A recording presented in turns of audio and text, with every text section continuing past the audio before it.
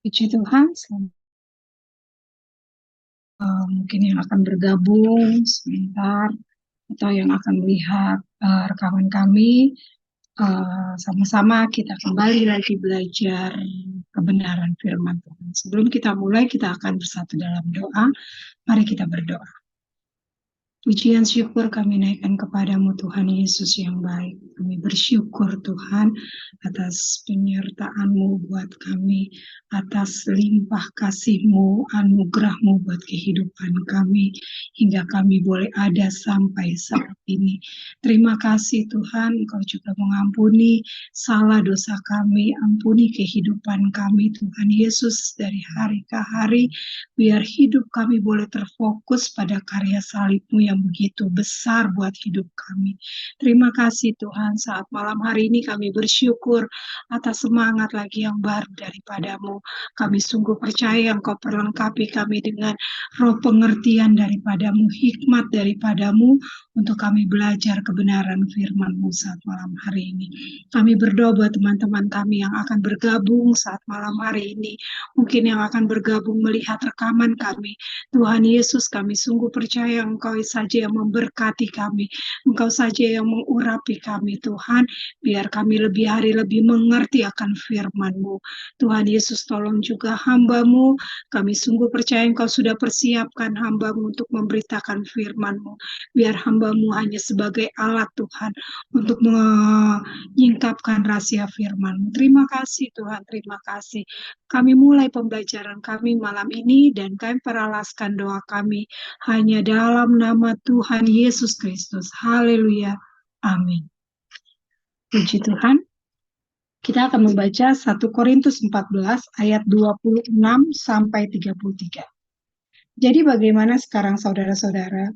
Bila mana kamu berkumpul, hendaklah tiap-tiap orang mempersembahkan sesuatu, yang seorang mazmur, yang lain pengajaran atau penyataan Allah, atau karunia bahasa roh, atau karunia untuk menafsirkan bahasa roh. Tetapi semuanya itu harus dipergunakan untuk membangun. Jika ada yang berkata-kata dengan bahasa roh, biarlah 2 atau sebanyak-banyaknya 3 orang, seorang demi seorang, dan harus ada seorang lain untuk menafsirkannya. Jika tidak ada orang yang dapat menafsirkannya, hendaklah mereka berdiam diri dalam pertemuan jemaat dan hanya boleh berkata-kata kepada dirinya sendiri dan kepada Allah. Tentang nabi-nabi, baiklah 2 atau 3 orang di antaranya berkata-kata, dan yang lain menanggapi apa yang mereka katakan. Tetapi jika seorang lain yang duduk di situ mendapat penyataan, maka yang pertama itu harus berdiam diri.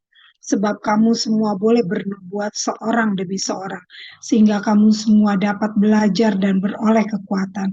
Karunia nabi takluk kepada nabi-nabi, sebab Allah tidak menghendaki kekacauan tetapi damai sejahtera. Puji Tuhan.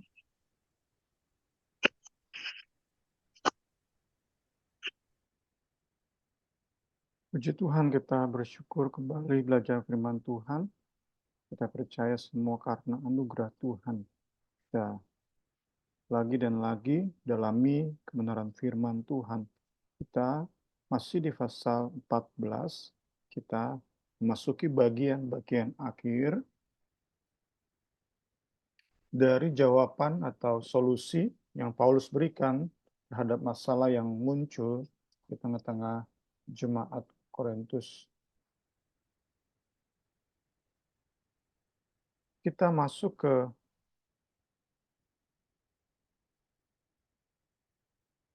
pendahuluan ayat 26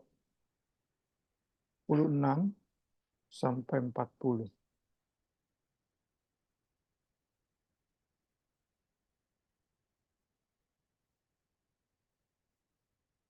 Di ayat 1 dari pasal 14 sampai ayat 25, masalah mendasar dari jemaat Korintus telah diberikan solusi. Disoroti oleh Rasul Paulus dan diberikan oleh Paulus sebuah solusi tentu oleh ilham Roh Kudus. Di bagian kita malam hari ini, pembahasan akan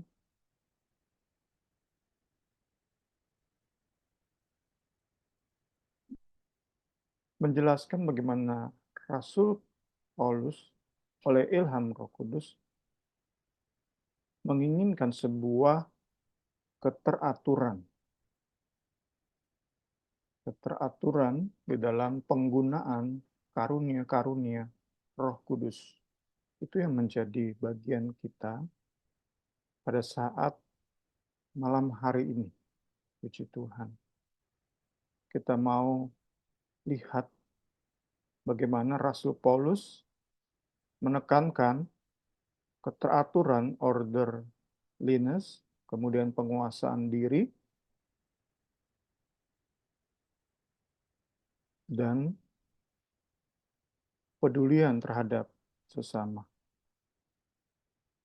Itu yang menjadi penekanan dalam bagian ini, bagaimana kita lihat Rasul Paulus memberikan arahan, memberikan aturan di dalam penggunaan karunia-karunia Roh Kudus di tengah ibadah bersama. Kita sudah banyak membedakan antara saat teduh pribadi dengan ibadah bersama. Puji Tuhan.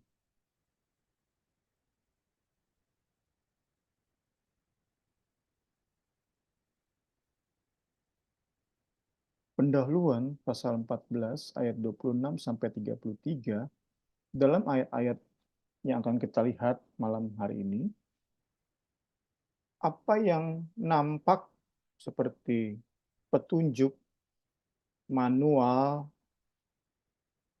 dalam melakukan sesuatu, seperti saat kita beli handphone, beli peralatan elektronik, kita diberikan buku manualnya.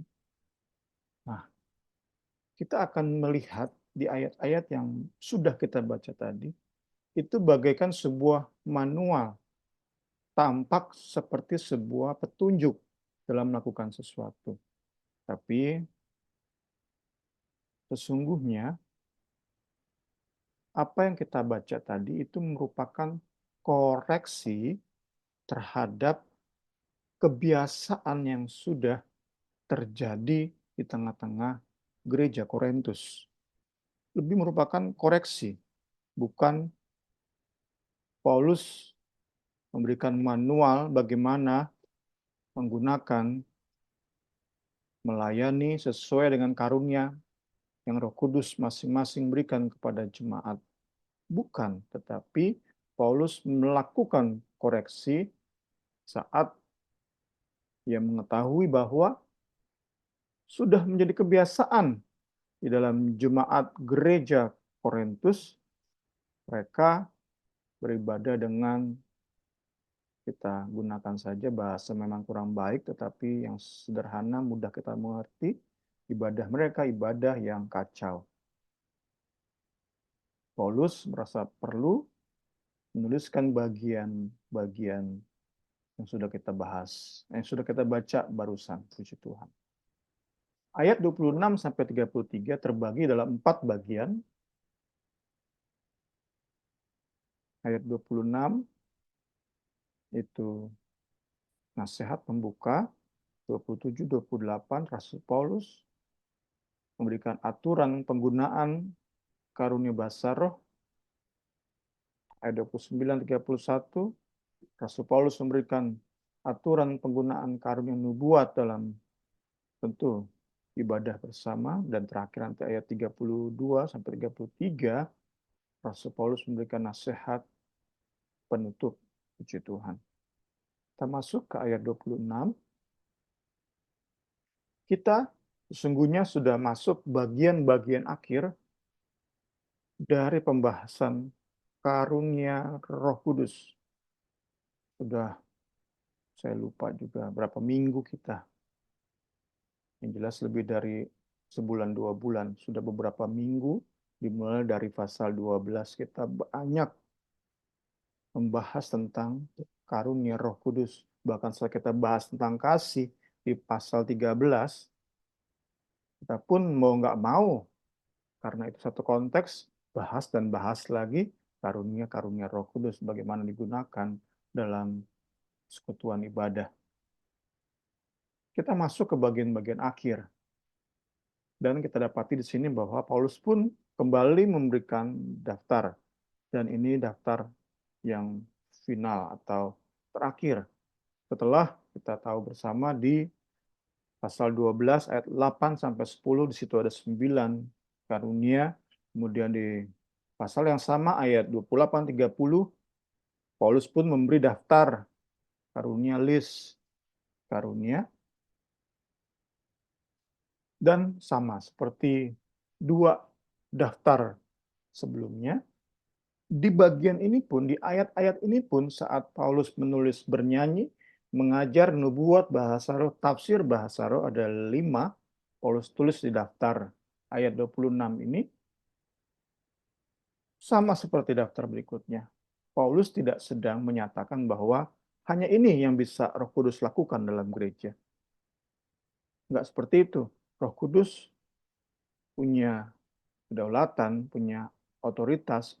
Kita pun belajar bahwa Allah kita adalah Allah yang kreatif. Allah yang nggak bisa dibatasi oleh daftar yang kita dapati di pasal 12 dan 14 di 1 Korintus ini. Jadi daftar yang kita dapati itu tidak bersifat ekshaustif, tidak mencakup semua yang Roh Kudus bisa kerjakan di tengah-tengah persekutuan ibadat. Puji Tuhan. Puji Tuhan. Masih banyak karunia lain yang Roh Kudus bisa kerjakan lewat orang-orang percaya. Kita dapati sekarang ada orang menari. Roh Kudus bisa gunakan. Bagaimana menari dalam pimpinan Roh Kudus memberkati banyak orang dalam persekutuan ibadah.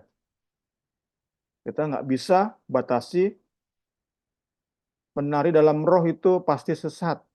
Nggak bisa seperti itu, karena nggak ada daftarnya. Bilang kita dasari di 1 Korintus 12-14 nggak ada daftarnya.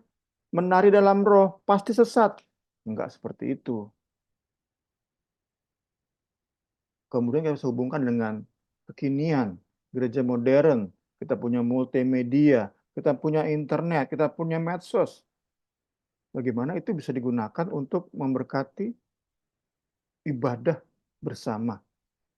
Roh Kudus bisa pakai apapun itu untuk memberkati sesama. Dilakukan, Roh Kudus pakai seseorang untuk memberkati sesama. Pelayanan apapun. Puji Tuhan. Kita belajar, puji Tuhan.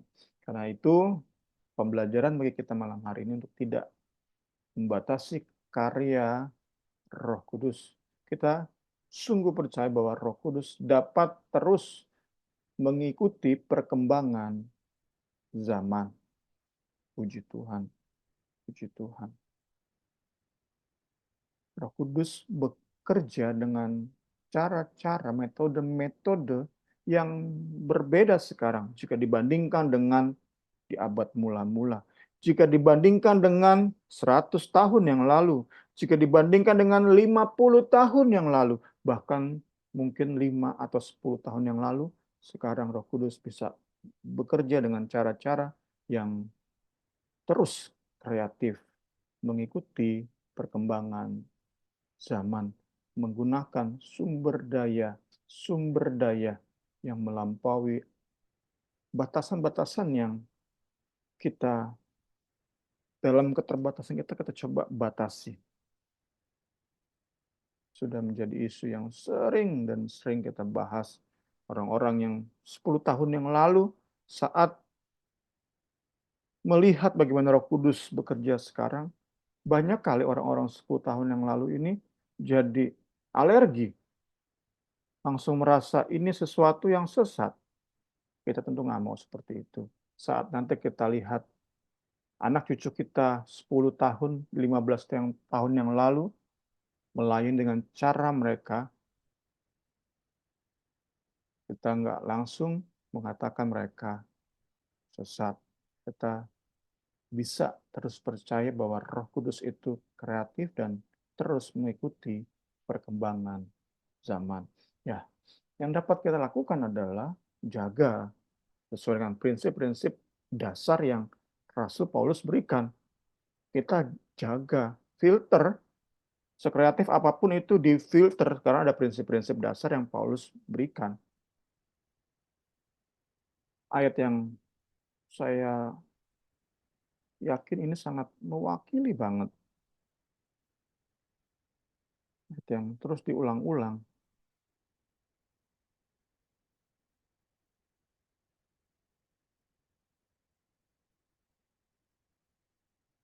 Kejarlah kasih itu. Nah, ini kan prinsip dasar nih. Kasih yang menjadi patokan utama, standar yang paling tinggi. Nah, di dalam kasih inilah kita mengharapkan perkara-perkara besar dari Roh Kudus. Puji Tuhan.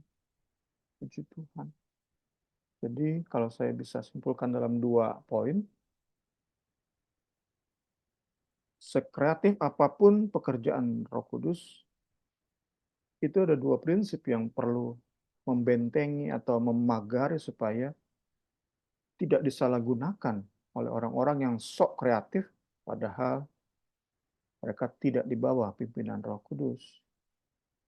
Satu, kita ambil dari ayat ini, sekreatif apapun pekerjaan Roh Kudus, itu selalu bertujuan membangun sesama. Puji Tuhan. Puji Tuhan. Membuat sesama lebih cinta Kristus, lebih suka terhadap firman-Nya. Sekreatif apapun, puji Tuhan. Puji Tuhan, puji Tuhan.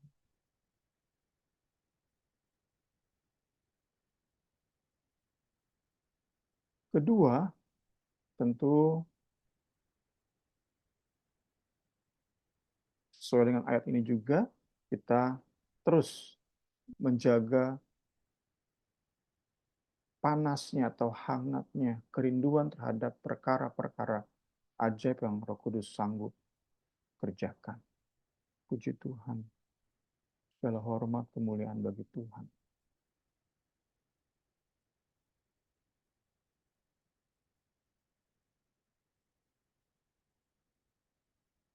Saya kasih satu kutipan khotbah.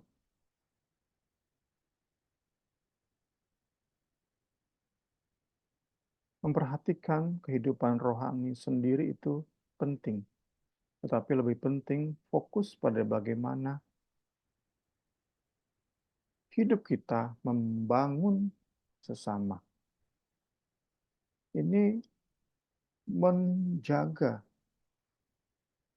kita nggak seenak sendiri, merasa paling kreatif di dalam pekerjaan Roh Kudus, sudah merasa paling jago, paling kreatif, merasa Roh Kudus pakai luar biasa hidup saya, sehingga bisa seenaknya. Enggak. Tetapi bagaimana karunia yang Roh Kudus berikan itu membangun sesama. Jadi sehebat, sekreatif apapun Roh Kudus pakai saya sesuai dengan potensi dan pelayanan yang saya kerjakan. Tetapi jika itu tidak membangun sesama, ada yang salah jelas. Ada yang ngaco jelas. Ada yang kacau dalam hidup saya. Kemudian, memperhatikan urusan sehari-hari itu penting. Tapi lebih penting fokus pada kedahsyatan kuasa dan kasih Kristus.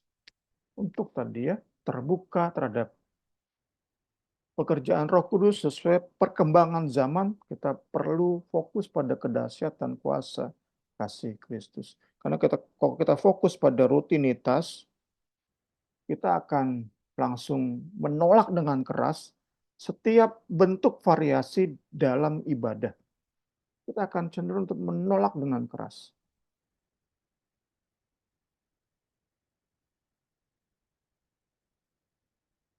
Kita belajar dan belajar, puji Tuhan. Fokus pada rutinitas ibadah, pola ibadah yang dilakukan minggu per minggu, bulan ke bulan, tahun ke tahun, puluhan tahun seperti itu terus, jika kita menjadikan itu fokus, kita benar-benar menghambat pekerjaan Roh Kudus. Karena itu kita perlu mengharapkan terus, lebih hari lebih fokus memandang ke atas, mengharapkan perkara-perkara besar dari Roh Kudus yang kadang-kadang, bahkan mungkin sering, saat Dia bekerja itu membuat kita mungkin pada awalnya kurang nyaman karena berbeda dengan pemahaman kita tentang ibadah. Kita udah terbiasa seperti ini ibadahnya. Saat sesuatu baru datang, kita cenderung untuk menolak. Kita nggak mau seperti itu. Tuhan Yesus tolong kita semua. Puji Tuhan.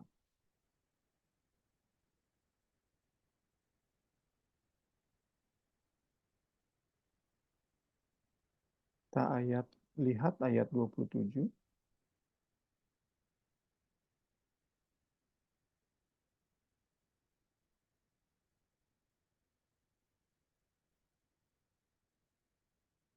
Supaya teratur dan tertib.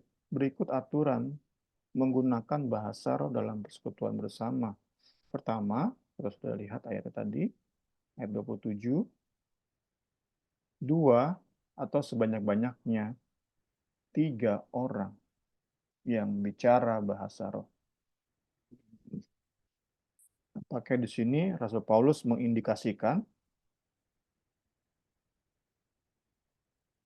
untuk membatasi bahasa roh jangan sampai mendominasi sebuah pertemuan ibadah.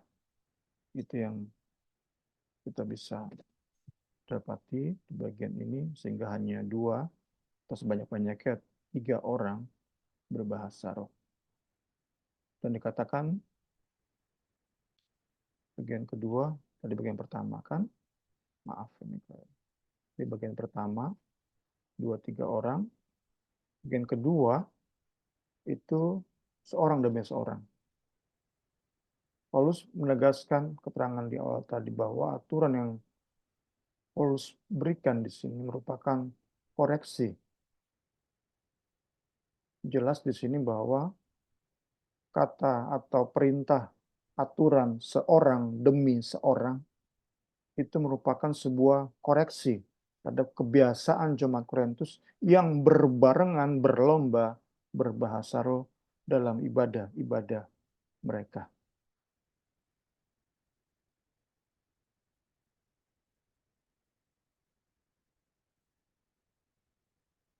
Kita lihat juga di sini bahwa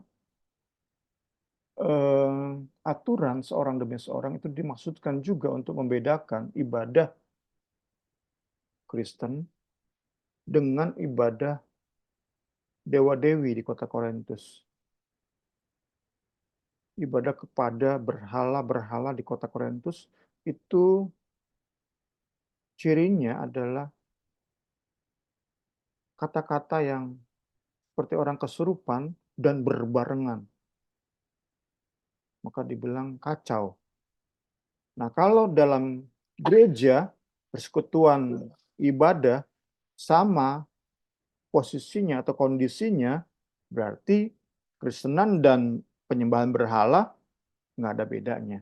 Nah, karena itu aturan seorang demi seorang juga dimaksudkan untuk membedakan ibadah kepada Kristus dengan ibadah kepada dewa-dewi di kota Korintus. Puji Tuhan. Sembari menegaskan bahwa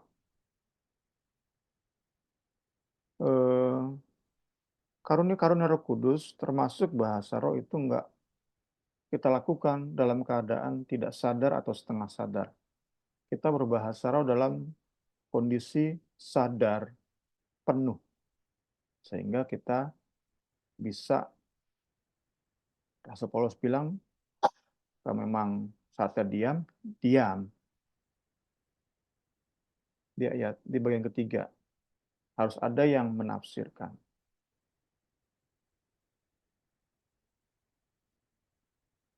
Jika tidak ada yang menafsirkan ayat 28, diam. Itu berarti kan bahasa roh kita perkatakan dalam kondisi kita sadar.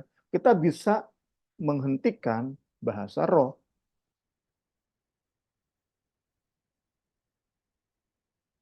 Mereka berdiam diri dan hanya boleh berkata-kata kepada dirinya sendiri dan kepada Allah. Mungkin prakteknya kita bisa, saat kita benar-benar rasakan hadirat Tuhan, mulut ini ingin terus berbicara bahasa roh, kita bisa berbisik sampai sedemikian kiri kanan kita tidak mendengar. Itu yang kita bisa pelajari di bagian ini, puji Tuhan. Kalau tidak ada orang yang menafsirkan bahasa roh kita perlu diam atau berbisik.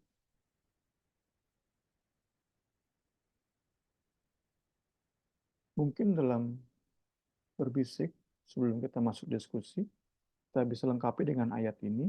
Kita pun pernah bahas ayat ini.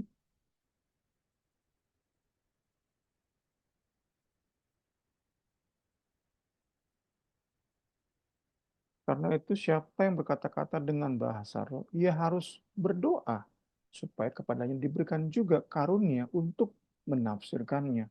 Nah, jadi kalau kita sambung dengan ayat ini, tadi saat Rasul Paulus bilang, nggak ada yang menafsirkan bahasa roh kita diam, berbisik berbahasa rohnya, sambil berdoa.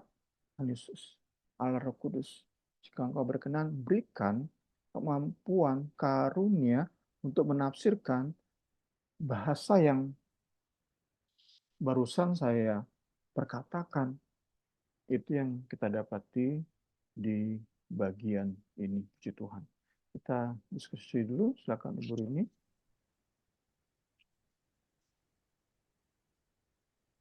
Karena kita bertiga, mungkin Anas ada yang mau ditanyakan atau mau menambahkan, Nas?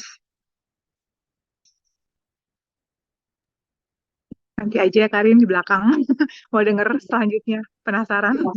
Oke, makasih Nas.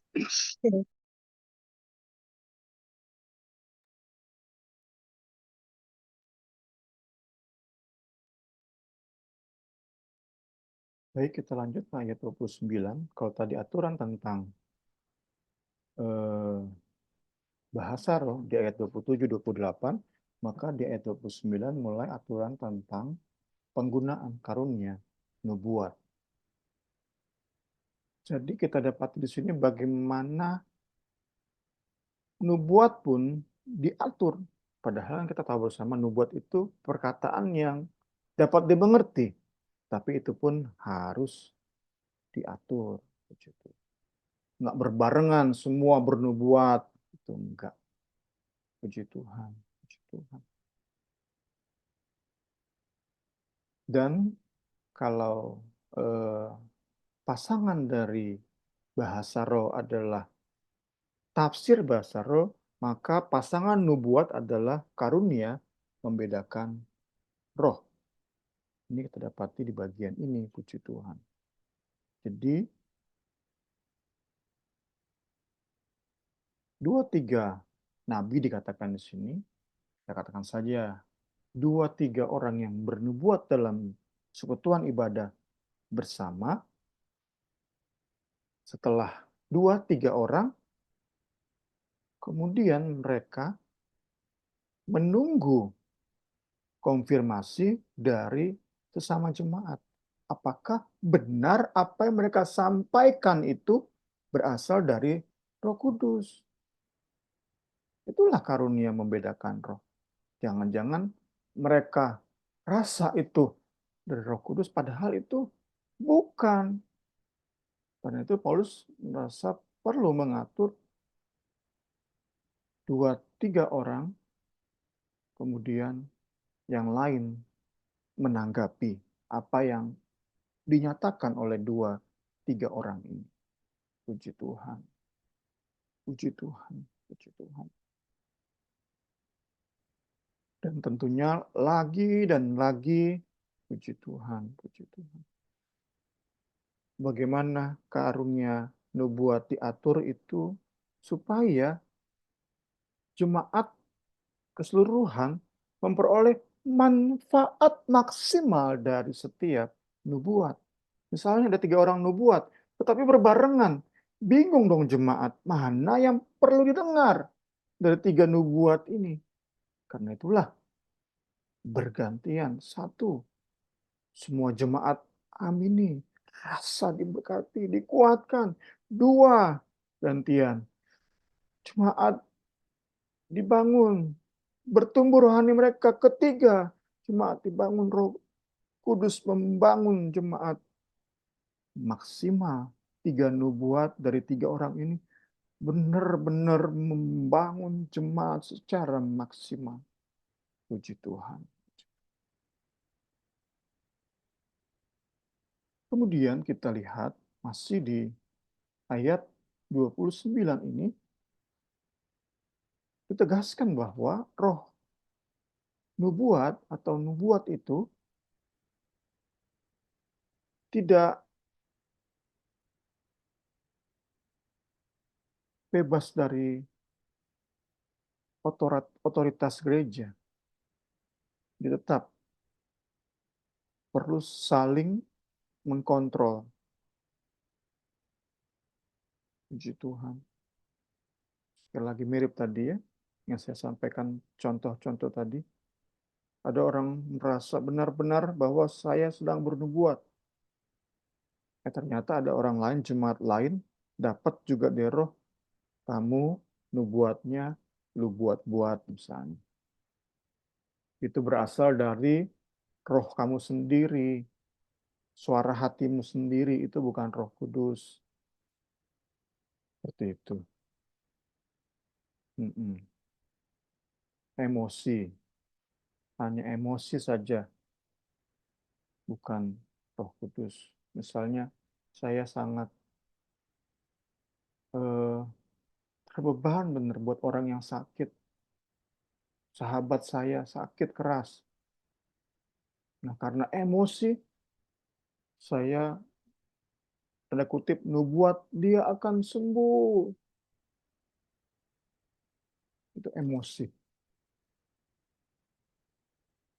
Tuhan Yesus tolong kita semua lewat pembelajaran-pembelajaran ini, gairah kita terhadap karunia Roh Kudus bertambah-tambah, dan saat Roh Kudus bekerja menyatakan karunia-Nya, kita sudah punya aturan-aturan, sudah mengerti aturan-aturan, sehingga kita tidak menjadi gereja yang atau persekutuan yang kacau.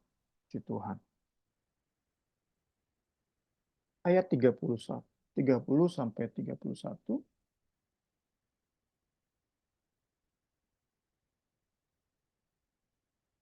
Ini menegaskan bahwa semua perlu dilakukan dengan sopan dan teratur. Itu nanti kita dapati di ayat 40, maaf.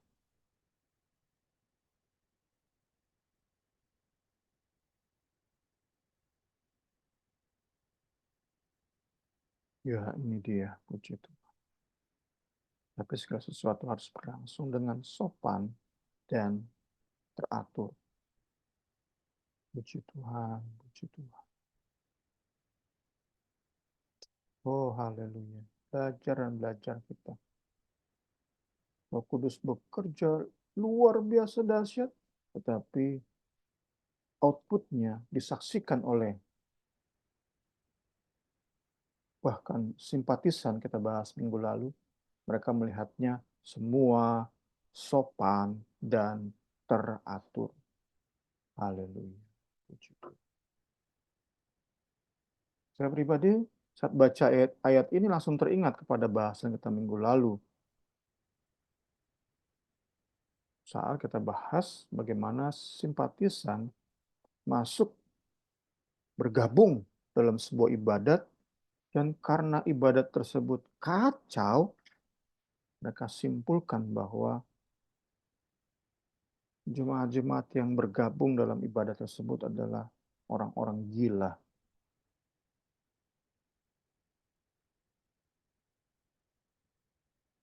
itu bertolak belakang dengan apa yang Roh Kudus ingin kerjakan di tengah-tengah ibadat. Sopan dan teratur itu sangat bertolak belakang dengan kesan kacau dan gila.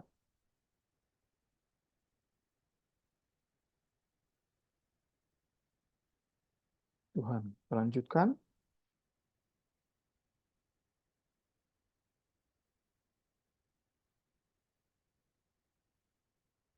Di ayat 30, kita kembali dapati aturan.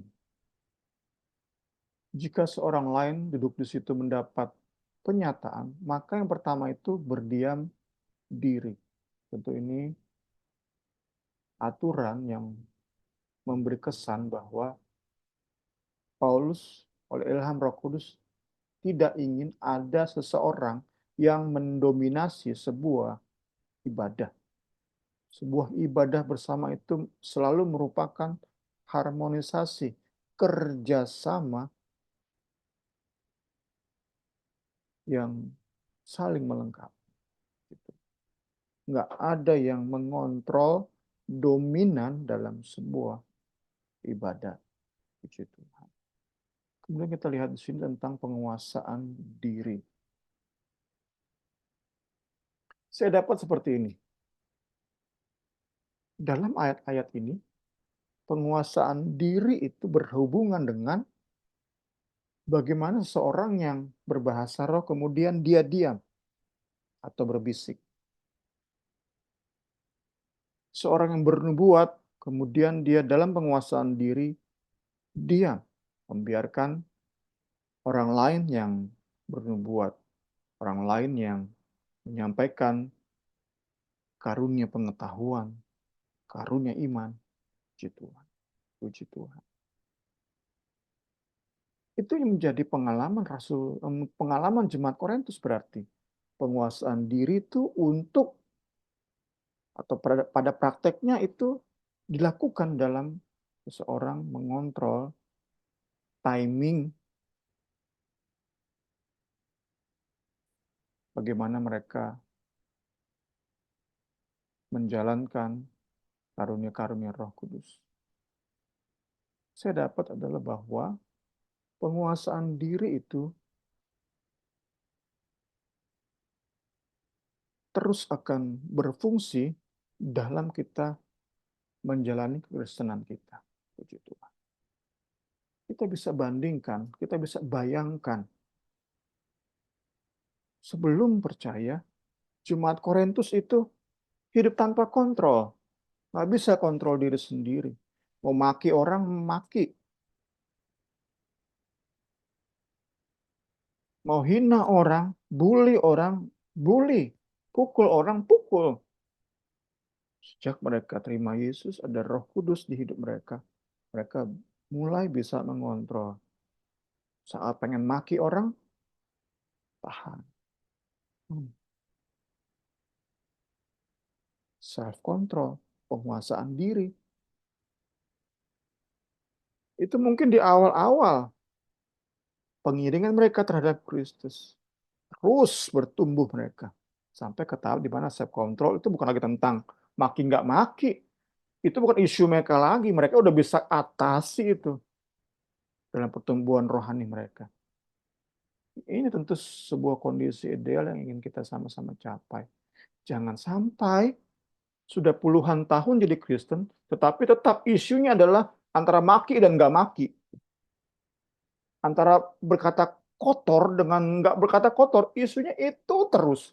Padahal 10 tahun ikut Tuhan. Self-controlnya, penguasaan dirinya hanya tentang itu terus. Ada yang salah dengan Kristen tentu. Jangan-jangan dia belum lahir baru.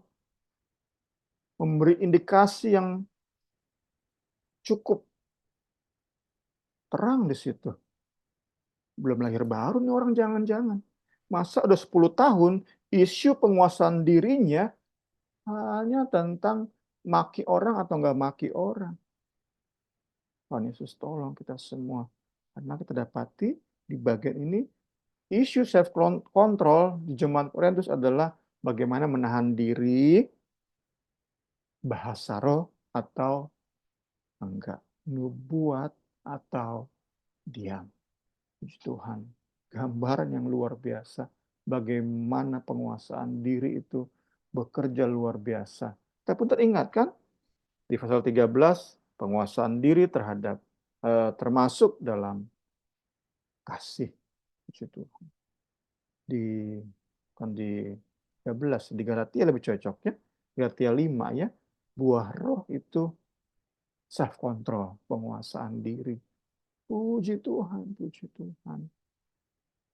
Dan menjadi contoh yang lebih lagi ekstrim saat orang di ibadah hebat benar berbahasa roh, tetapi saat jalani hidup sehari-hari isunya hanya tentang nahan supaya diri saya, mulut saya nggak maki orang. Oh, sebuah ironi yang dahsyat, terlalu dahsyat. Tuhan Yesus, tolong kita semua. Ini perlunya pengajaran yang kembali dan kembali kepada Alkitab. Supaya orang-orang kita ajari, orang-orang kita pengaruhi sadar benar.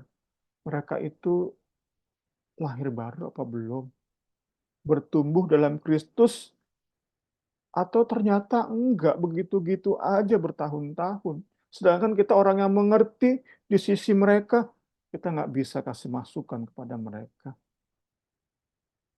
Kita yang sudah banyak belajar bertahun-tahun kita dalami Alkitab, Tuhan Yesus tolong kita semua supaya kita bisa benar-benar jadi alatnya untuk membawa jiwa-jiwa di sekeliling kita sadar mereka lahir baru atau belum, mereka bertumbuh atau belum, isu hidup mereka udah berganti atau belum. Puji Tuhan. Kita lihat di ayat 31, kita lihat ayatnya di dalam terjemahan sederhana Indonesia. Saya tampilkan di sini. Terjemahan sederhana Indonesia ayat 31. Dengan demikian, semua yang mempunyai kemampuan menyampaikan pesan dari Allah mendapat kesempatan satu persatu. Ini tujuannya kan, ini aturannya. Nah, tujuan utamanya adalah sehingga semua yang hadir merasa atau menerima pengajaran dan dikuatkan. Haleluya, inilah ibadah yang kita damba-dambakan. Setiap jemaat yang hadir, terima pengajaran, dikuatkan. Inilah impian kita bersama.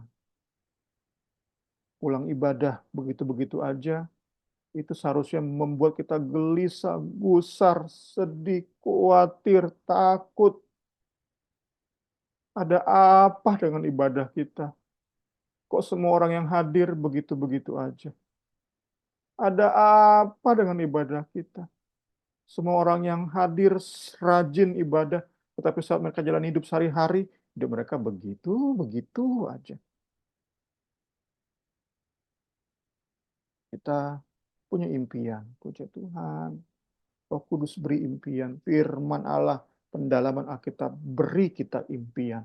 Kita berjuang sama-sama di dalam ketergantungan pada Allah Roh Kudus. Puji Tuhan, ayat-ayat terakhir di malam hari ini, kita lihat ayat 32. Ya, ditegaskan di ayat 32. Karunia nabi takluk kepada nabi-nabi. Ini menegaskan bahwa bahasa roh itu dilakukan secara sadar. Tidak dalam kondisi setengah sadar, apalagi nggak sadar. Kita yang berbahasa roh tidak seperti mereka yang sedang berada di bawah pengaruh obat bius. Kita yang sedang berbahasa roh tidak seperti orang yang sedang kerasukan setan. Kita berbahasa roh dalam kondisi sadar. Karunia nubuat takluk kepada nabi-nabi. Pernyataan ini, poin yang ingin Paulus sampaikan dalam tulisan ini, bukan tentang isi atau konten nubuat. Bukan. Karena isi atau konten nubuat itu Roh Kudus yang berikan. Jadi nabi-nabi di bawah nubuat, di bawah Roh Kudus. Yang Paulus bicarakan di sini, poin Paulus adalah kenapa Paulus katakan karunia nabi takluk kepada nabi itu dalam hal timing, dalam hal kapan berkatakan nubuat, kapan diam. Soal timing, bukan soal konten atau isi dari nubuat tersebut. Kalau konten atau isi nubuat di bawah nabi-nabi, berarti nabi-nabi bisa ngarang-ngarang dong nubuatnya apa. Bisa dipesan. Seperti di zaman politik ini ya, di zaman persiapan pemilu ini. Bisa dipesan dong suaranya. Bisa dipesan dong kata-katanya, kontennya. Enggak, tetap pesan itu dari Roh Kudus. Cuman kapan diucapkan itu bisa dikontrol oleh nabi-nabi. Bisa dikontrol kapan dia ucapkan apa yang Roh Kudus berikan. Itu yang kita belajar malam hari ini. Ayat terakhir 33. Allah kita adalah Allah of peace. Allah damai.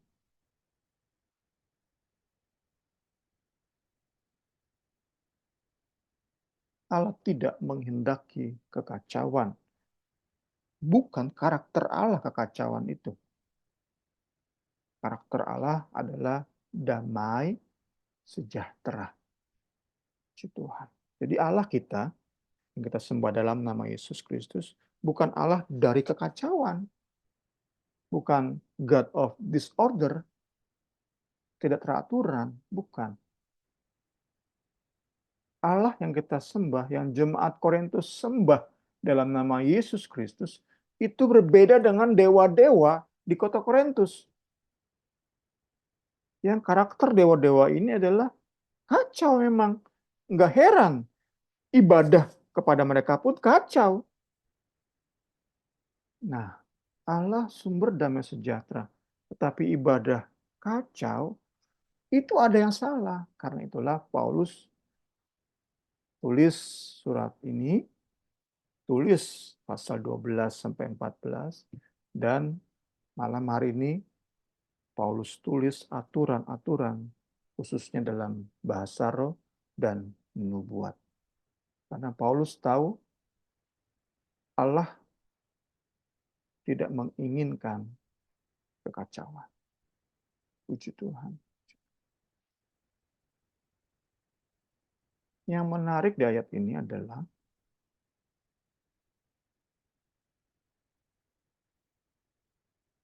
lawan dari kekacauan atau ketidakteraturan, disorder, itu bukannya tenang,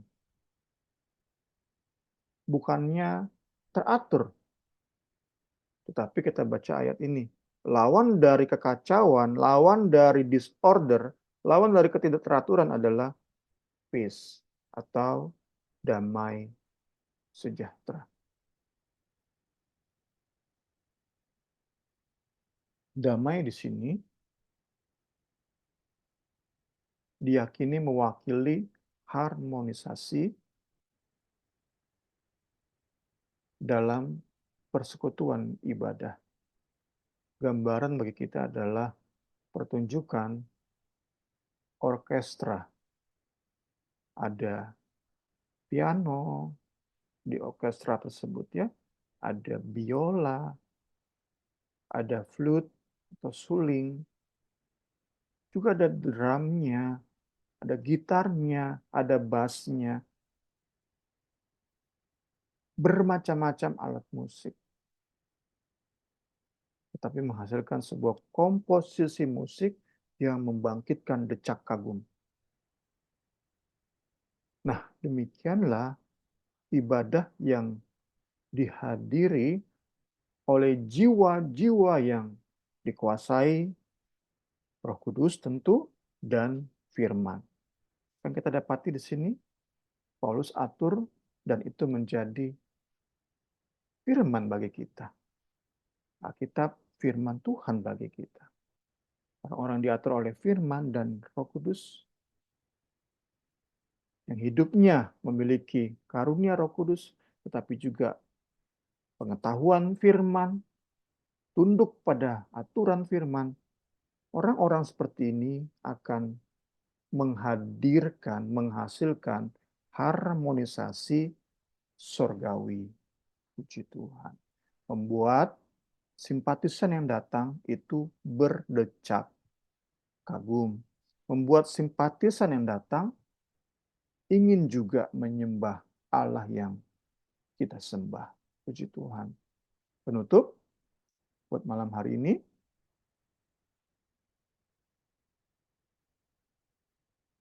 Pada prakteknya, 1 Korintus 14:26 sampai 33 ini, itu seperti menjadi alasan untuk membuat itu ibadah, membuat sebuah ibadah itu teratur banget. Semua bahkan udah ada menitnya. Teratur banget. Jangan sampai lebih. Menghasilkan ibadah yang hambar. Jadi atas nama keteraturan menghasilkan ibadah yang monoton. Sumber ritual. Rutinitas, ritual yang membosankan. Tapi atas nama keteraturan yang diajarkan oleh Rasul Paulus di 1 Korintus 12 dan 14. Itu kita dapati di begitu banyak gereja. Tentunya mereka yang non-karismatik, non-Pantekosta. Semua ada aturan. Buku ini mengajak kita untuk jangan takut terhadap spontanitas. Jangan takut terhadap variasi.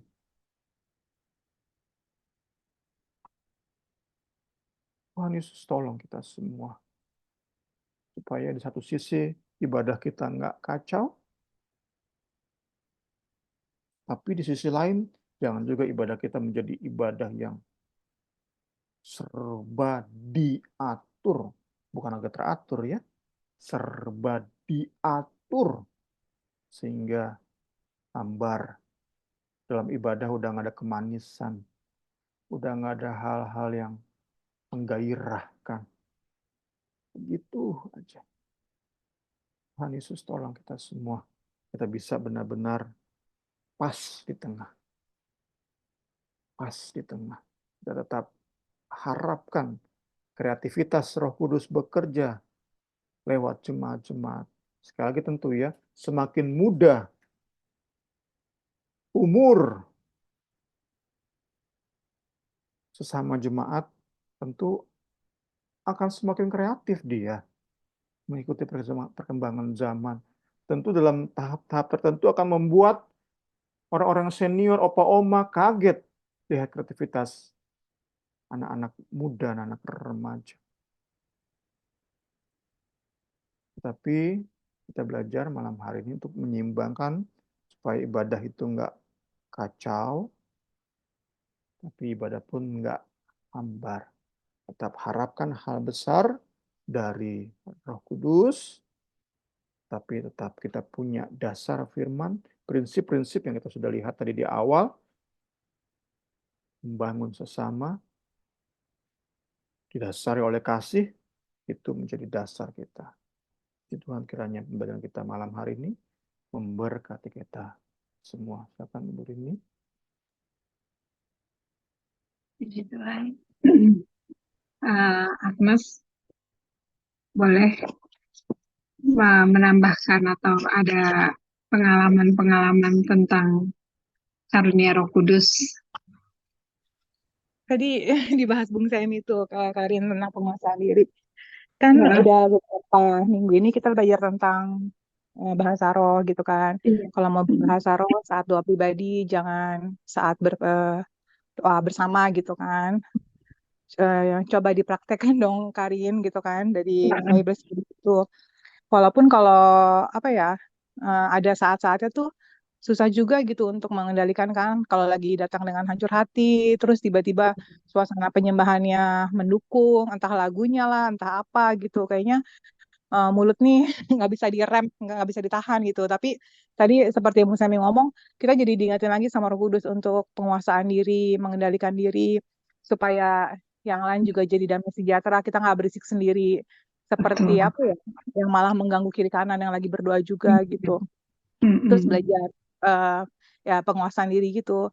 Ya, terus ya berharap cuma apa ya, emang membayangkan kalau semuanya itu menerapkan seperti yang tadi Bung Sam ngomong, nggak perlu berbahasa roh berbarengan, berisik atau segala macam gitu, cukup berbahasa roh saat berdoa pribadi gitu. Mungkin saat itu ibadahnya tenang, doanya tenang, tapi semuanya itu benar-benar bersehati, semuanya itu benar-benar dalam tuntunan Roh Kudus gitu. Pasti hasilnya wow banget, spektakuler Iya, banget gitu. Karunia betul. Roh Kudus buat aku pribadi sih emang penting ya buat membangun apa ya hubungan kita sama Tuhan gitu.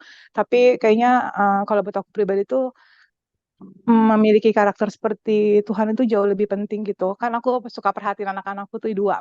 Kalau mereka lagi ngefans sama artis siapa, misalnya Iya, K-pop atau Jepang atau apa gitu, tanpa sadar mereka tuh gayanya jadi mirip gitu loh ikut. Karin. Iya, Ikut-ikutan jadi kayak Blackpink. Mereka nggak usah ngapa-ngapain gitu, cukup gaya mereka ngomong, gaya apalah. Terus kita bisa perhatiin, oh nih anak lagi suka Blackpink gitu. Terus aku mikir-mikir secara pribadi, ini aku ngaku-ngaku cinta Tuhan, kagum sama Tuhan, tapi kok sifat Tuhan ada gak ya di aku gitu. Jadi orang cuma lihat doang, ini anak Tuhan gitu. Jangan-jangan sama ini ngaku-ngaku ngefans banget sama Tuhan, tapi orang nggak lihat bedanya gitu antara aku sama orang yang nggak kenal Tuhan gitu. Jadi aku selalu bilang sama Tuhan, Tuhan, aku suka saat dipenuhi Roh Kudus tuh rasanya kan emang indah banget gitu Karin. Tapi aku lebih apa ya lebih rindu itu ada sifat-sifat yang Tuhan itu ada di diri aku gitu, ada karakter-karakter Tuhan yang nempel gitu. Jadi tanpa kita ngomong panjang lebar, tanpa kita melakukan apapun, kita tuh jadi berkat gitu. Jangan sampai pada saat doa keluarga, kan kita suka ikut doa penyembahannya kan di rumah gitu, nggak di gereja kan. iya, Jangan sampai pada saat di kamar doa bersama-sama berbahasa roh gitu karena ini mami rohani banget sih. Terus 5 menit kemudian ngomel-ngomel kayak nenek sihir gitu kan, bentak-bentak anak gitu. Nanti anak-anak jadi bingung sendiri kan, ini tadi si mami kayaknya doa di kamar ini banget ya, apa rohani banget gitu. Ini kok 10 menit kemudian kita salah dikit emosian banget kayak nenek sihir gitu kan, juga sedih gitu. Jadi iya, sebenarnya eh, karakter seperti Tuhan kayak jauh lebih penting banget daripada mengejar-mengejar karunia karunia rohani juga nggak kalah penting gitu. Tapi iya. kalau buat jadi sih memiliki karakter seperti Tuhan itu kayak jauh lebih penting gitu. Itu kayak hasilnya tuh dinikmati baik diri sendiri Oh ya, heeh. gitu. Jangan sampai kan tadi Bung Semi ngomong udah 10 tahun ikut Tuhan masih kayak gitu-gitu aja gitu. Itu kayak koreksi keras banget sih ya nih jangan-jangan sama ini nih suami aku, anak-anak aku tuh masih lihat aku ini orang rajin ke gereja tapi kok biasa aja nggak ada berubah-berubahnya gitu kan kayak sedih banget belum jadi berkat keluarga gitu apalagi buat orang lain kan. Makasih banyak ya Bung Semi untuk Bible study-nya malam hari ini juga Karini. Thank Iya, you. sama-sama Agnes, sama-sama kita terus belajar ya, Nes, supaya kita punya karakter Kristus. Agnes yang Agnes alamin, Karini juga alamin juga gitu loh dalam kehidupan mengiring Tuhan. Kadang-kadang suka suka bilang kita bisa gitu ya nyembah Tuhan tuh enak gitu, tapi ntar pas kita amin dihadapin satu masalah, maksudnya yang tiba-tiba anak buat inilah, suami tiba-tiba bagaimana, kok bisa ya langsung emosi gitu. Jadi ya benar-benar sih memang ada kutipan khotbah yang tadi Bung Semi kan apa tuh yang untuk buat pribadi sendiri itu memang penting, tapi lebih penting kita untuk lebih berdampak buat orang lain, biar orang lain bisa lihat ada karakter Tuhan ya di dalam hidup kita. Makasih Agnes, saat malam hari ini untuk sama-sama kita berbagi. Kita akan tutup pembelajaran kita malam ini, nanti Agnes yang berdoa ya. Oke, Karin, mari kita berdoa. Terima kasih Tuhan Yesus untuk malam ini ya Tuhan. Terima kasih untuk berkat yang luar biasa ya Tuhan Yesus. Kami sama-sama kembali belajar ya Tuhan. Kami sama-sama kembali dikuatkan ya Tuhan Yesus melalui pembelajaran firman Tuhan pada malam hari ini ya Bapak. Terima kasih banyak ya Tuhan. Terima kasih. Kami perlu Tuhan untuk dikuatkan. Kami perlu untuk memiliki karunia rohani ya Tuhan. Tapi sungguh ya Tuhan Yesus menjadi kerinduan kami. Kami lebih rindu lagi mengenal pribadi-Mu ya Tuhan Yesus. Sungguh pribadi Tuhan Engkau nyatakan dalam hidup kami ya Bapa. Sehingga karunia rohani yang kami terima ya Tuhan sungguh-sungguh mengubahkan hidup kami terlebih dahulu ya Bapa. Bukan hanya berbangsa roh ya Tuhan yang kami kejar. Bukan hanya buat yang kami kejar ya Tuhan Yesus. Tapi sungguh pribadi-Mu nyata dalam hidup kami ya Bapa. Sehingga terpancar Tuhan Yesus melalui hidup kami ya Tuhan. Siapa Engkau sebenarnya ya Bapa. Dan di dalamnya hanya nama-Mu saja yang dipermuliakan ya Bapa. Tolong kami Tuhan, membantu kami ya Tuhan Yesus. Dari hari ke hari ya Tuhan Yesus. Untuk lebih ya Tuhan. Mengagum-agumi Engkau ya Tuhan Yesus. Sehingga kekaguman kami kepada-Mu ya Tuhan. Membawa perubahan karakter ya Tuhan Yesus. Menjadi dampak bagi kami. Pak. Terima kasih banyak ya Tuhan Yesus untuk kebaikan-Mu ya Tuhan. Terima kasih untuk firman-Mu ya Tuhan. Yang sungguh menguatkan ya Tuhan. Yang sudah mengajar ya Bapa. Berkati lagi Tuhan Yesus dengan semakin daripada-Mu ya Tuhan. Urapan dari tempat yang maha tinggi ya Tuhan. Terus memperlengkapi hidup kami ya Bapa. Sehingga apapun yang musim dibagikan ya Tuhan, sungguh boleh menjadi berkat ya Tuhan, baik bagi kami anggota Bible Study, baik bagi semua orang yang mendengar YouTube ini ya Tuhan Yesus, boleh diberkati ya Bapa, dan di dalamnya nama-Mu saja dipermuliakan ya Tuhan, berkati juga Karin dan keluarganya ya Bapa. Berdoa terus sama teman-teman kami ya Tuhan, yang mungkin dalam kesibukannya ya Tuhan, juga tolong ya Bapa, agar di lain-lain kesempatan nanti ya Tuhan, kami boleh bersama-sama bergabung dan belajar lagi di dalamnya ya Bapa. Terima kasih untuk malam hari ini ya Tuhan. Kami tutup Bible Study malam hari ini. Hanya di dalam nama-Mu saja kami sudah berdoa dan mengucap syukur. Haleluya. Amin.